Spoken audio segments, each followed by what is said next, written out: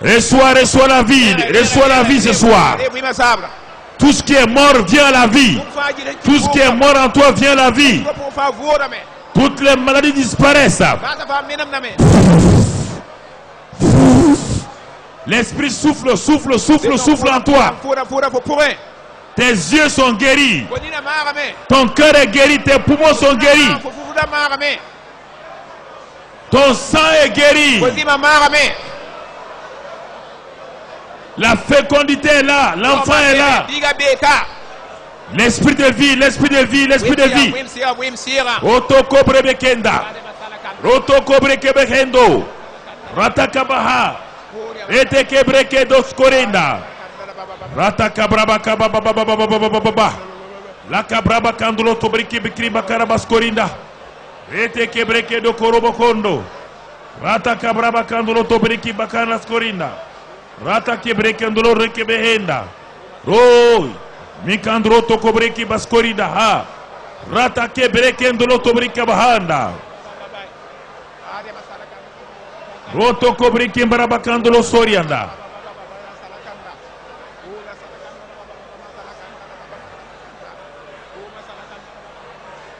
Au nom de Christ Jésus, nous avons prié.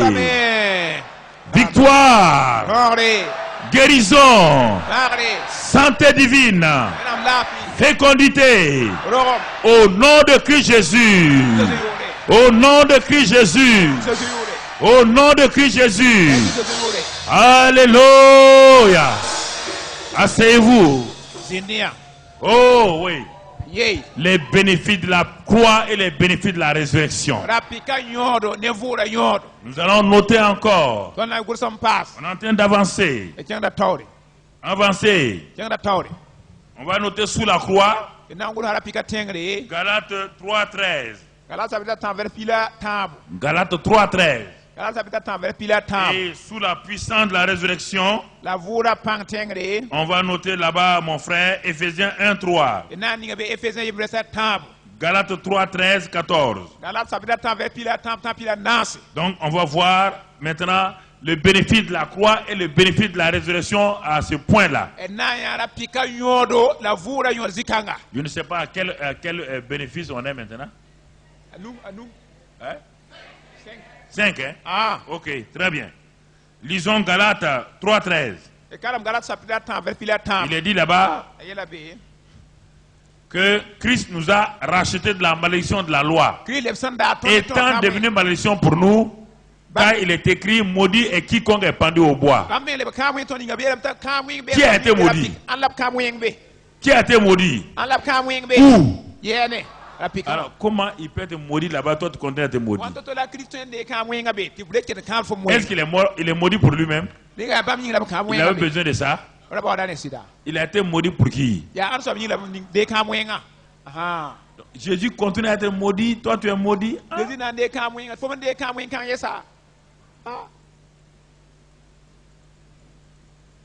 Maudit. Tu vois? Maudit est quiconque est pendu au bois.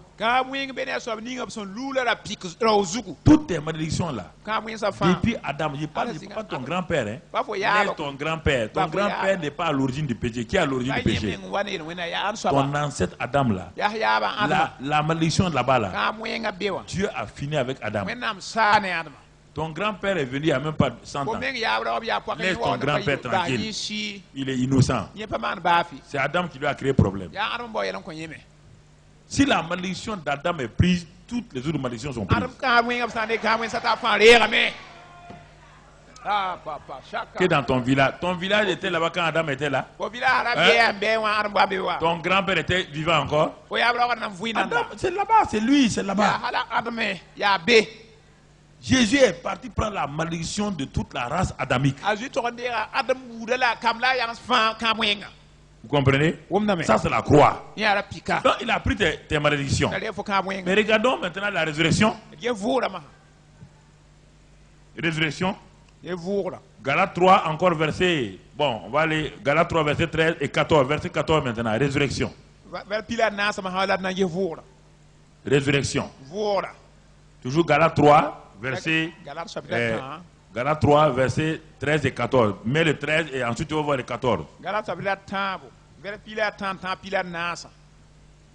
Il est dit que bon, quand on est pendu au bois, il y a la malédiction. Il dit que afin que la bénédiction de qui?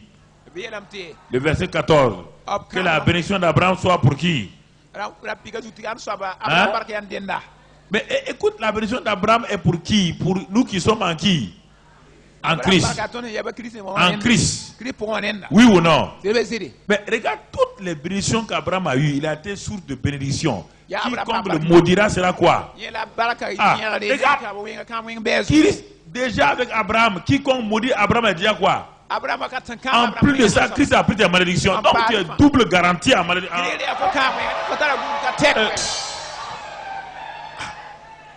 Déjà en tant que fille d'Abraham, si on te maudit, la personne est quoi? Et en plus de Christ, même tes propres malédictions que tu as faites, la Christ a fait quoi? Est-ce que tu as un problème encore? Maintenant, qu'est-ce que tu attends quoi? La bénédiction. Éphésiens 1:3 dit quoi? Que nous avons été bénis de toutes bénédictions en Christ. Oui ou non? Nous avons été bénis de toutes les bénédictions en Christ. D'un côté, Christ a pris nos malédictions et de ce même côté-là, en tant que descendant d'Abraham, quiconque nous maudit sera maudit. Bon, ça c'est résolu. On ne peut pas me maudire. Christ a pris mes malédictions qui viennent de mes grands-pères et tout. Quiconque s'arrête pour me maudire ne peut pas. Deuxièmement, maintenant, Dieu m'a béni de la bénédiction d'Abraham. Ce n'est pas fini. Il m'a béni de toutes les bénédictions spirituelles de Dieu céleste. Lève ta main, remercie le Seigneur. Remercie le Seigneur.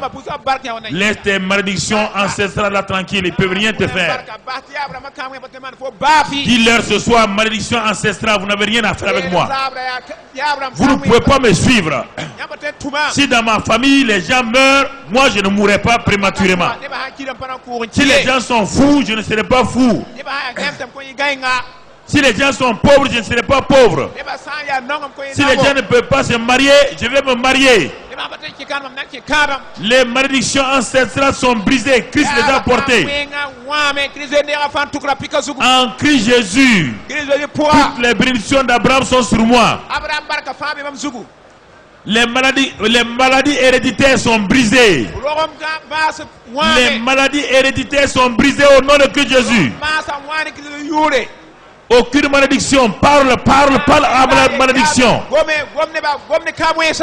Parle aux malédictions ancestrales. Malédiction d'Adam. Parle à tes propres malédictions. Elles n'ont aucun pouvoir parce que tu es béni. Je suis béni, béni. Personne ne peut me maudire. Personne ne peut me détruire.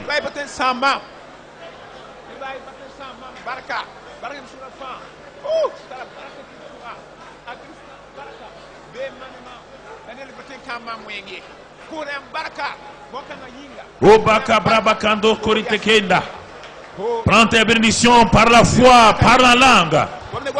Par la langue. Prends tes bénédictions ce soir. Les bénédictions ancestrales sont parties. Bénédiction de la famille, c'est parti. Dans le nom de Christ Jésus, c'est parti.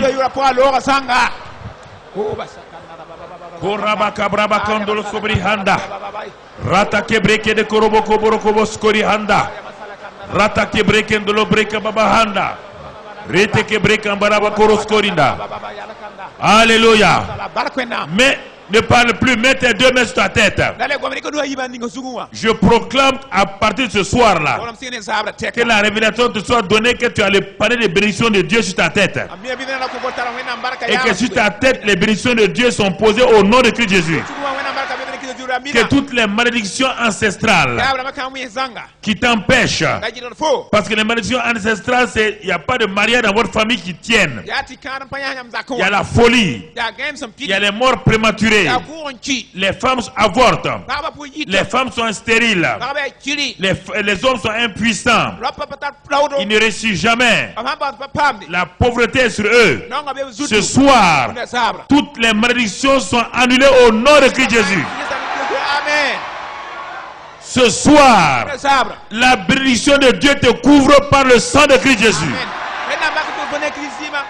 Ce soir, partout où tu vas aller, la bénédiction de Dieu te suit au nom de Christ Jésus. Ce soir, tout ce qui était malédiction sur toi, tout est brisé au nom de Christ Jésus. Et après ce soir-là, partout où tu vas aller, les pluies de bénédiction sont sur ta tête. Les pluies de bénédiction sont sur ta tête. Les pluies de bénédiction sont dans ta famille, dans ton travail, dans ta vie, dans tes enfants, dans tes parents, dans tes études, dans ton église. Les pluies de bénédiction sont dans ton pays, dans ta maison, dans ton quartier. Tu es la tête et non la queue. Tu es en haut, jamais en bas. Tes ennemis sont sous tes pieds. Tu es élevé au-dessus d'eux. Partout, de l'est à l'ouest, du nord au sud, les 4 vents de l'onction viennent sur toi. T'apportes les bénédictions au nom de Jésus. La bénédiction de Dieu est sur toi. Le succès te suit. La victoire te suit. Tout est pour toi. Tout ce qui appartient au Père est à toi. Frotte tes mains et remercie les bénédictions. Frotte tes mains, mets-les sur toi maintenant. Alléluia. Alléluia. Alléluia. Amen.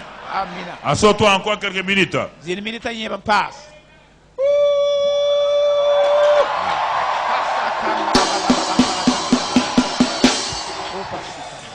Nous allons aller au prochain groupe de bénédiction. On va noter sous la croix 2 Corinthiens 8-9. 2 Corinthiens 8-9. Et du côté de la résurrection, on va noter là-bas Galates 4-6-7. Galates 4-6-7. Et Galates 3, verset 29. Et on va lire maintenant sous la croix la bénédiction de la croix concernant un sujet ici. Galates, et donc j'ai dit Galates 3, verset 13. Galates 3, verset 13. Vous avez dit 2 Corinthiens 8. 2 Corinthiens 10. Non, 2 Corinthiens 8, 9. Voilà. 2 Corinthiens 8, 9. Vous êtes vigilants. Très vigilants. Voilà. 2 Corinthiens 8, 9. Il est écrit là-bas, car vous connaissez la grâce de notre Seigneur Jésus-Christ, qui pour vous s'est fait pauvre. C'est à la résurrection qu'il s'est fait pauvre. Où est-ce qu'il s'est fait pauvre? À la croix du Calvaire. De riche qu'il était, afin que par sa pauvreté vous fussiez en riche. Donc à la croix du Calvaire, il a fait quoi? Il a pris votre pauvreté et vous a donné ça. Richesse. Ça c'est la croix. La croix donne donc la richesse déjà. Mais la résurrection te donne autre chose. Galates 4, verset 6-7. Galates 4, verset 6-7. Tu peux être riche. Il dit, et parce que vous êtes fils, Dieu a envoyé dans nos cœurs l'esprit de son fils, lequel crie Abba Père. La résurrection. Vous pouvez avoir des richesses. Le monde a des richesses, oui ou non? Il ne faut pas regarder les richesses seulement. Il faut regarder ce que les richesses appartiennent à qui? Au Fils. Et la résurrection dit quoi? En vous mettant son esprit, vous n'êtes plus esclave, mais quoi? Fils. Reviens sur ça, mon frère. Vous n'êtes plus esclave, mais fils. Et si tu es fils, tu es aussi quoi? Héritier par la grâce de Dieu. La richesse des méchants peut finir. Est-ce que la richesse des fils finit? Votre richesse ne finira jamais. La richesse que Dieu vous donne est éternelle. Cette richesse n'est pas suivie d'aucun chagrin. C'est une richesse vraiment qui va durer. Elle va profiter à vos parents, à vos amis, à votre pays. C'est cette richesse que vous avez au nom de Christ Jésus. Au nom de Christ Jésus. Vous êtes héritier au nom de Christ Jésus. Et rien ne vous manquera. Tout ce que vous voulez sera accompli au nom de Christ Jésus. Et ce sera votre héritage au nom de Christ Jésus. Amen. Quand je dis ça, quelle que soit votre richesse naturelle, vaut mieux l'oublier. Par la richesse naturelle, en un seul jour, vous pouvez la perdre. Quand je dis richesse là, ne dites pas peut-être moi j'ai 20 millions en banque. Non, non, je ne parle pas de ça. En un clin d'œil, ça part. Abraham jusqu'à la fin, est-ce qu'il a été pauvre? Isaac a été pauvre. Même dans la famille, ils ont été pauvres. Est-ce que Jacob a été pauvre? Alors c'est de ça que je parle. Si les enfants naturels d'Abraham n'ont pas été pauvres, toi, enfant spirituel, tu ne seras pas pauvre. Amen. Parce que la puissance de la résurrection et la richesse par la sueur, c'est différent. Parce que la sueur est un effet de la malédiction. Dans Genèse, oui ou non? La bénédiction de Dieu n'est suivie d'aucun chagrin. Elle est liée à qui? À Jésus-Christ. Alors, c'est ça. Est-ce que vous comprenez? Est-ce que vous comprenez? C'est important. Alors, si tu as une richesse naturelle, il faut demander à Dieu de la transférer dans la richesse spirituelle. Voilà. Parce que plein de gens se sont enrichis, ils sont tombés en faillite. Mais les chrétiens ne tombent jamais en faillite. Quand la pauvreté se présente à ta porte, Dieu vient, la richesse vient ouvrir la porte et dit à la pauvreté de partir. Alléluia. Ne regarde pas ta pauvreté d'aujourd'hui. Car Dieu est en train de préparer. Quand il aura fini, tu es le riche de demain.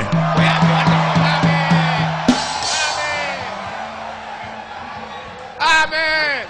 Dieu vous classe dans la catégorie des nouveaux riches. Pas les nouveaux riches par la corruption, hein?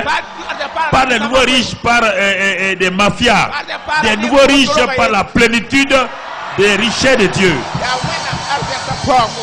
Ouvrez vos mains devant le Seigneur.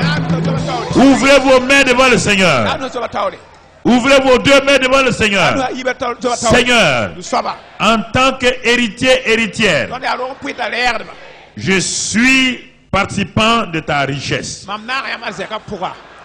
Tu déposes dans mes mains tes richesses qui ne sont suivies d'aucun chagrin.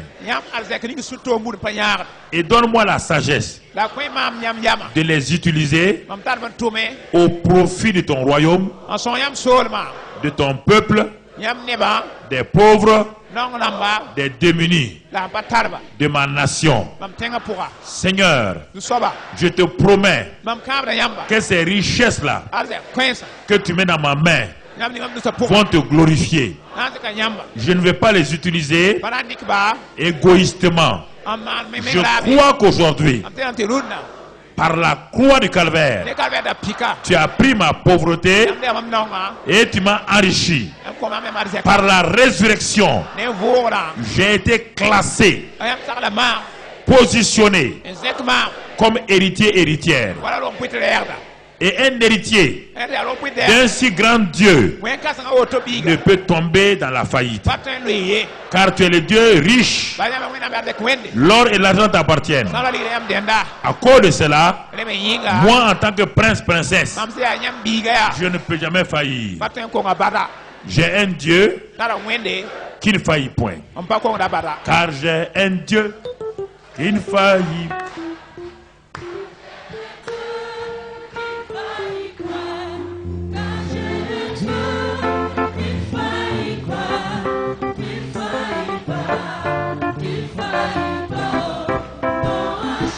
Encore. Oh oui. Oh.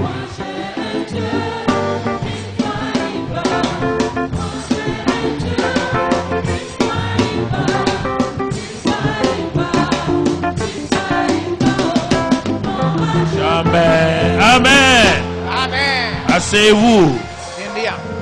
On va aller aller vers la fin pour que vous puissiez prendre ces choses-là au sérieux. Les bénéfices de la croix et les bénéfices de la puissance de la résurrection. Sous la croix, nous allons marquer maintenant Colossiens 2,15 et Colossiens 1,14. Ça, c'est les bénéfices de la croix. Les bénéfices de la résurrection. Nous allons marquer là-bas 1 Jean 4:4. Marc 16 à 20. Luc 10:19. Et Romains 8, versets 28 à 29. Et on va lire ce que le bénéfice de la croix, le bénéfice de la croix. Au verset Colossiens 2:15. Il a dépouillé les autorités et les a livrés en spectacle. C'est-à-dire que les autorités qui nous dirigeaient là ont été quoi? Dépouillés. Dépouillés.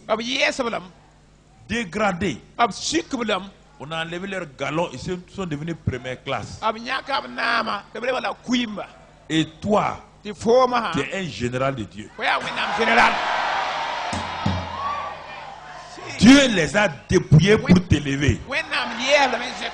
Il t'a élevé au-dessus d'eux. Faut croire ça.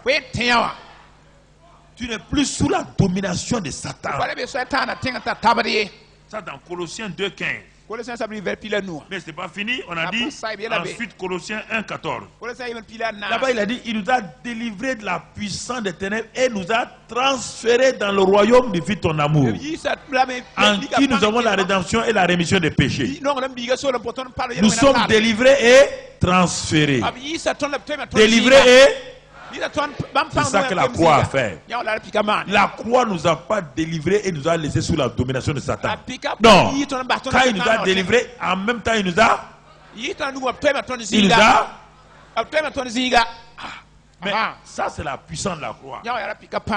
Et au niveau de la résurrection, 1 Jean 4 nous dit, petits enfants, vous les avez vaincus. Vous les avez vaincus. Car celui qui est en vous est plus grand que celui qui est haut. Ce n'est pas fait dire petits enfants. Il dit voici les miracles qui vous accompagneront. En mon nom vous chasserez les. Vous imposerez les mains aux malades. Les malades seront. Parlez de nouvelles langues. Si vous attrapez un serpent, il vous. Et si vous buvez un breuvage mortel, il ne vous fera point de mal. Ce n'est pas fini. Dans Luc 10:19, il est dit. Je vous ai donné le pouvoir de marcher sur les serpents et sur les... et sur toute la puissance de... Et rien ne pourra vous nuire. Ce n'est pas fini. Dans Romains 8. Romains 8. Regardons ce qu'il nous dit encore. Qu'est-ce qu'il nous dit dans Romains 8? Il parle. Et il nous encourage à comprendre la parole de Dieu. Dans Romains 8, il est écrit à partir du verset 28. Il est écrit là-bas, frère. Nous savons du reste que toute chose concourt au bien de ceux qui aiment Dieu, de ceux qui sont appelés selon son dessein. Dis avec moi, toutes les choses que je pensais être négatives, maintenant, je réalise que par la résurrection de Christ, tout ce que Satan avait programmé pour me détruire, tout cela concourt à mon bien. Donc je n'ai plus peur de tout ce que Satan peut programmer contre moi. Car chaque fois qu'il programme le mal, ça devient le bien. Alors maintenant que je le sais, je n'ai plus peur. Merci Seigneur. Ce n'est pas fini, on continue. Il dit maintenant, pour ne pas vous retenir, lui Dieu, verset 32, si Dieu est pour nous, qui sera contre nous? Dis avec moi, tu es pour moi, personne ne peut être contre moi. Seigneur, je vais m'assurer de cela. Je vais marcher dans ta victoire. Toi qui n'as point épargné ton propre fils, tu l'as livré pour moi. Si la mort de Christ m'a donné ces choses et sa vie, c'est pourquoi, Seigneur, il n'y a personne, ni dans le ciel, ni sur la terre, ni en enfer, qui m'accusera, moi, l'élu de Dieu. Car tu m'as déjà justifié. Seigneur, il n'y a personne qui pourra me condamner, car Christ est mort. Bien plus, il est ressuscité. Il est à ta droite comme mon avocat et mon intercesseur. Il intercède pour moi. Seigneur, je confesse aujourd'hui que personne ne peut me séparer de l'amour de Dieu. À partir de maintenant, tribulation, angoisse, persécution, faim, nudité, péril, épée, vous ne pouvez rien contre moi. Car dans toutes ces choses, je suis plus que vainqueur par Christ qui m'a aimé. Je vous ai dominé. Vous n'avez pas de pouvoir, ni les puissances, ni les anges, ni les dominations, ni les choses présentes, ni les choses à venir, ni la hauteur, ni la profondeur, ni aucune créature ne pourra me séparer de l'amour de Dieu en Jésus-Christ, mon Seigneur. Je suis plus que vainqueur. Je le dis, je le crois, je le confesse. Merci Père. Au nom de Christ Jésus. Acclamez, acclamez, acclamez le Seigneur. Acclame le Seigneur. Alléluia. Alléluia. Assois-toi. On va maintenant, tu vas lire le Hébreux 10, verset 10 à 14. Hébreux 10, verset 10 à 14. Hébreux 4, verset 10 à 11. Et Matthieu 11, verset 28 à 30. Ça, c'est du côté de la croix. Même si on ne lit pas tout, tu prends euro. Et du côté de la résurrection, Romains 5, 17. Et Romains 5, et Romains 5, 17. Et 1 Pierre 2, 9. Regardons du côté de la croix. Hébreux 10, 10. Regarde comment tu cherches à te sanctifier. Si tu n'as pas cru à ça, ce que la croix a fait, ta sanctification n'ira pas loin. Hébreux 10, 10. Il est dit, et là, c'est en vertu de la volonté de Jésus que nous sommes sanctifiés par l'offrande du corps de Jésus une fois pour... L'offrande du corps de Jésus nous a fait quoi? Sancti. Est-ce que tu peux te sanctifier? Tu dois accepter ce que Jésus a fait pour toi. Tu comprends? N'essaie pas de te sanctifier par ta propre force. Tu vas faire des choses qui ne plaisent pas à Dieu. C'est la mort de Christ qui t'a sanctifié une fois pour toutes. Chaque jour, il faut accepter ça. Et dire au Saint-Esprit maintenant que cette sanctification-là travaille dans ma vie et change ma vie. Et ensuite, il dit quoi? Verset 11. Et tandis que tout sacrificateur, bon, ok, verset 12. Lui, Jésus, après avoir offert un seul sacrifice pour les péchés, il s'est assis pour toujours à la droite de Dieu. Il a fini. Il a fini. Et écoute la suite. Verset 14. Car par une seule offrande, il a amené à la perfection pour toujours ceux qui sont sanctifiés. Perfection ne veut pas dire sans défaut. Perfection veut dire la maturité. Il t'a amené à la maturité. Donc Satan, il ne peut plus te mépriser comme un bébé. Il n'a pas le droit. Ça c'est au niveau donc de Hébreux 10, verset 10 à 14. Hébreux 10, verset 10 à 14. Hébreux 4, verset 10. Hébreux 4, verset 10. Regardons ce qu'il dit. Hébreux 4, verset 10. Si tu sais cela, que tu as été sanctifié, que Dieu t'a rendu parfait, le verset Hébreux 10 là, il dit là-bas, car celui qui rentre dans le repos de Dieu, c'est le repos de ses œuvres. Quelles sont les œuvres de Dieu? Il t'a sanctifié, il t'a rendu parfait, c'est fini. Tu fais quoi? Tu rentres dans le Tu vas recommencer à faire ce que tu as fait. Hein? Quand Adam a été créé, il a créé une fleur. Adam a fait quelque chose. Il a été créé. Quand il a ouvert les yeux, tu étais dans son repos. Oui ou non? Est-ce que Dieu a dit à Adam, va planter un arbre? Quand Jésus a fini, il est mort. Dieu dit quoi? Tout est. Rentre dans son repos. Accepte ça. C'est les œuvres que j'ai faites pour toi. Tu es sanctifié par l'offrande de son corps. Tu t'es rendu parfait. Parce que tu as été tout. Accepte ça. N'essaie pas de raisonner. La sanctification, ce n'est pas l'absence de péché. Non. C'est mis à part. Dieu t'a mis à part. Et chaque jour, son sang te purifie continuellement. Si tu devais confesser tous tes péchés chaque jour, tu ne vas même pas te rappeler. Ton attitude à l'égard de quelqu'un est un péché. Est-ce que tu te rends compte de ça? Mais en ce temps, le sang de Christ fait quoi? Continue à te... Parfois tu dis tchou, tchou là c'est quoi? Tu confesses les tchou quand tu dis aux gens là. Tu dis ça, tu confesses ça? Mais c'est un péché, oui ou non? C'est une insulte. Le sang de Christ fait quoi? Les garçons là, les garçons. Tu vois une femme qui est mal assise, tu fais comme ça. C'est quoi? C'est quoi? Eh, homme là, c'est quoi? C'est péché. Le sang de Christ continue à te faire quoi? Le sang de Christ continue à faire quoi? Le sang de Christ continue à faire quoi? Le sang de Christ continue à faire quoi? Le sang de Christ continue à faire quoi? Eh, en ce moment-là, tu es purifié, les champions, tu es purifié. Purifié. Purifié. Gracieusement.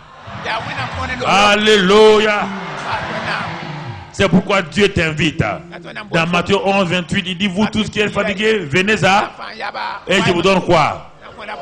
Ne te fatigue pas. Viens dans le repos. Assois-toi sur les genoux de Papa bon Dieu. Dis à Papa bon Dieu, je suis là. Comme le fils prodigue. Le fils prodigue venait à la maison. Son cœur fait goum goum goum. Quand il est arrivé, papa dit bonne arrivée. Mettez-le sur le fauteuil. Mettez-lui la bague, les chaussures. Et dansez le veau gras, mangez. Le veau gras. Le veau gras est pour vous. Le veau gras est pour vous. Les biens de Dieu sont pour vous. Les bénédictions de Dieu sont pour vous. Au nom de Jésus. Amen. Amen. Ça c'est au niveau de la croix. Regarde comment la croix est déjà passionnée. Regardez. Et la résurrection. La résurrection. On a dit que Romains 5, 17. Romains 5, 17 quoi? Si par un seul le péché a régné, par un seul Christ, nous ferons faire quoi? Régner dans cette vie par l'abondance de la grâce et le don de la justice. Nous avons été créés pour régner. Tu as été créé pour régner. C'est pourquoi 1 Pierre 2 dit que tu es sacerdoce royal. Tu es quoi? Une race, un sacerdoce, un peuple mis à part. Alléluia. Alléluia. Tu n'es pas n'importe qui. Dis, je ne suis pas n'importe qui. Je suis important, hein? Voisin, fais attention à moi. Je suis mort puissant. En Christ, je suis quelqu'un. Même si tu ne crois pas, Dieu croit en moi. Tu as intérêt à croire en moi. Tu as intérêt à croire en moi, hein? Parce que Papa bon Dieu croit en moi. Papa bon Dieu croit en moi. Amen.